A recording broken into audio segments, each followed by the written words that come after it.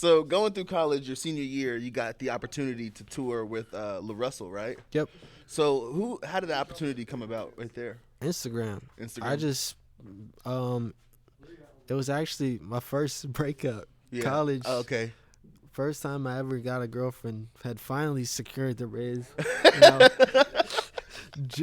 I think it was my junior year, and we were together, and then I was like, bruh, like, I'm already busy enough as it is. Yeah. Why am I trying to get into a relationship Yeah, in yeah. college?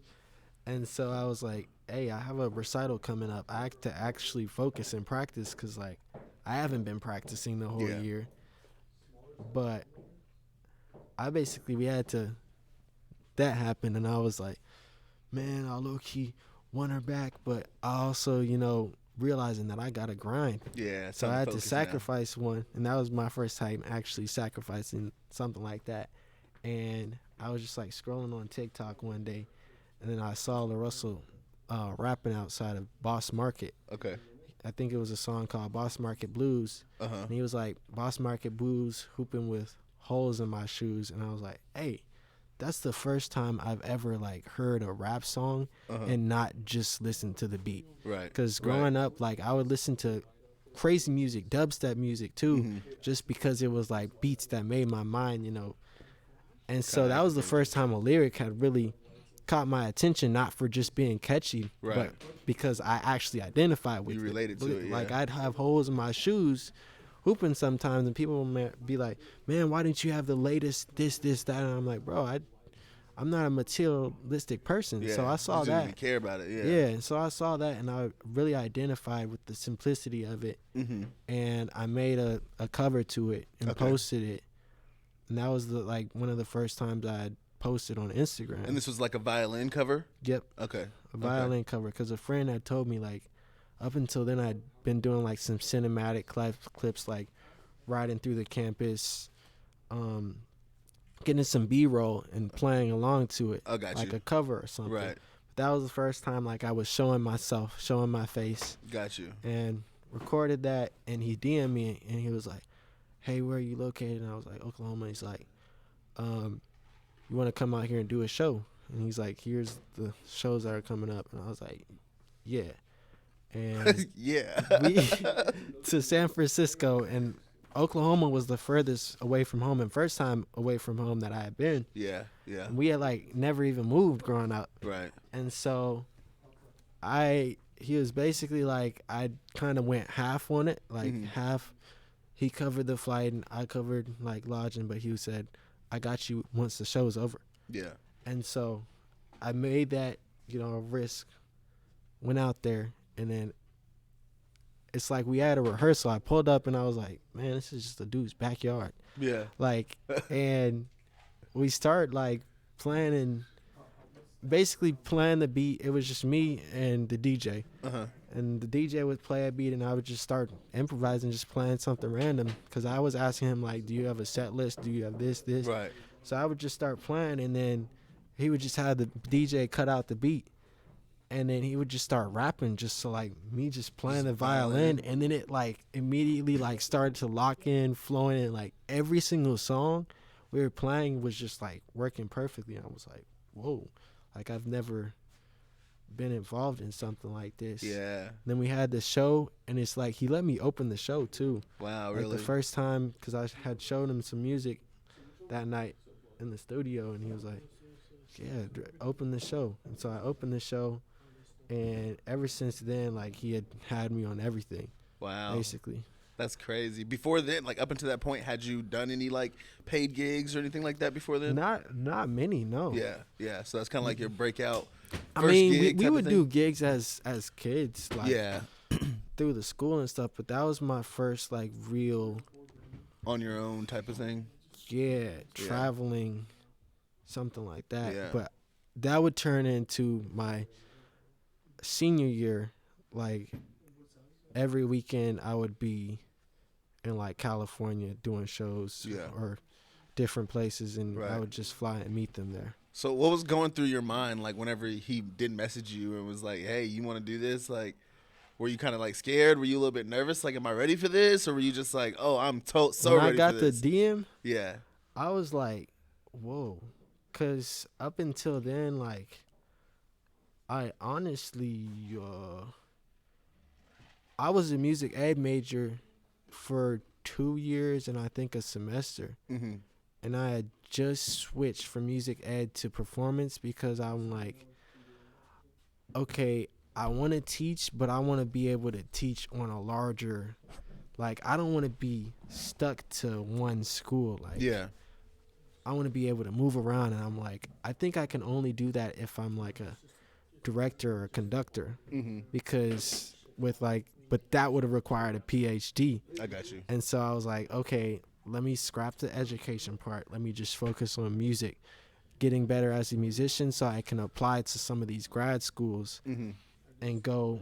And I wanted to cross over styles, so I was looking at North Texas, University of North Texas, for alternative styles of strings. They had a program that was like perfect for what I wanted. Mm-hmm. And that program wasn't as large as it was when I applied, to OU Right. originally. Like, I got into North Texas for, I think, music ed. Mm-hmm. Got into here music ed, and it was between those two. And basically, I got into there. I think I'm skipping a lot of steps. Hold on. Where are we at in the timeline?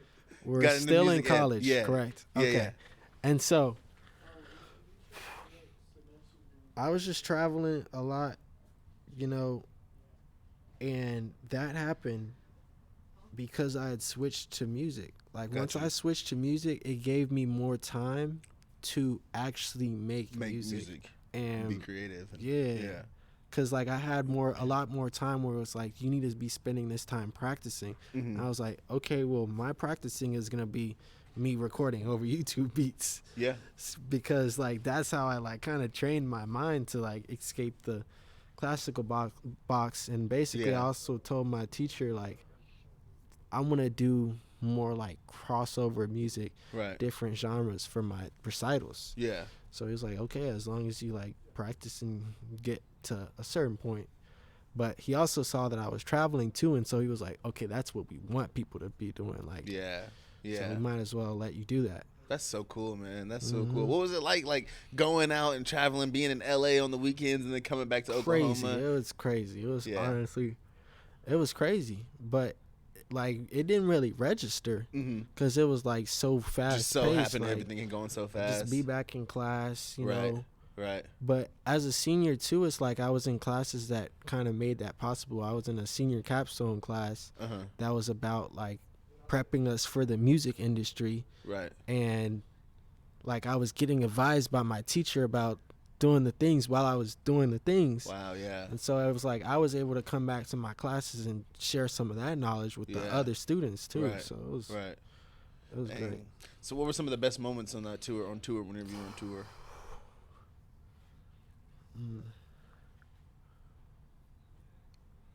Just the energy and authenticity Uh-huh. of the music, Right. because it's like we weren't really doing things that were typical of people in the music industry. Like LaRussel being independent, Mm-hmm. that's not really something that happens usually. Mhm. Usually people are tied to Label or labels something. and you have to do the music a certain type of way. But it's like Mhm. I was really able to get mentored by like an independent artist that actually ended up being an independent artist. Yeah. Versus, I'm going to be independent, but then, oh, here's the first deal. Boop, I'm Let's gone. take it. Yeah. Like, he's really like sticking to it too. And he's also bringing like the content stuff. Right. It's like what I was already doing, like with content, it's like he basically shows how to monetize that Yeah. and actually make it be realistic to be a musician and gig, but also make passive income by having, a support of social media. Right. Right. Yeah, I was talking about that in one of my future or earlier podcasts, just about like how social media following and stuff like that can just be so influential. And Yep. one of the best assets that you can have in nowadays time is a following, like Definitely. the bigger following that you have. I mean, that can literally just provide you with residual income. Easy. And even just connections, like that's how you Yeah. connect to people. Like you Yeah. can literally be able to reach the DM of like someone like LeBron James by him just following you. Right. That's crazy to think about. Yeah. But it's like possible. Yeah. Because you have it. Yeah, exactly. So whenever you were doing some of those shows, like how big were the crowds at some of those first shows that you had? They started in the backyard. When they were in the backyard, it was like, okay, this isn't as big of an artist, but like the fact that he packed like 250 people in his backyard. Yeah. And a lot of the people that came were like big celebrities in the Bay Area, but I was kind of oblivious to it because I'm from Houston. I didn't really like, I wouldn't know the artists. I would just hear the music, right, you know? Right. And so they were saying, "Oh, do you know who that was? This, that." And then and then I met Matt Barnes and I think Stephen Jackson, Stefan Jackson. Yeah. They did the All the Smoke podcast, and basically we played on that in his backyard. Really? And so I was like, okay, And then we did like a couple shows like Harlow, Sacramento. Like we would just sell out shows super easily, and I was like, okay, this is fire. Yeah. And then we did the Fonda in L.A. And like that was my first time being in L.A. And then we get out there and it's like a crowd of like I think 2,000. Yeah. But 2,000 for an independent artist, and I was like, okay, wow. And then we just started doing music festivals.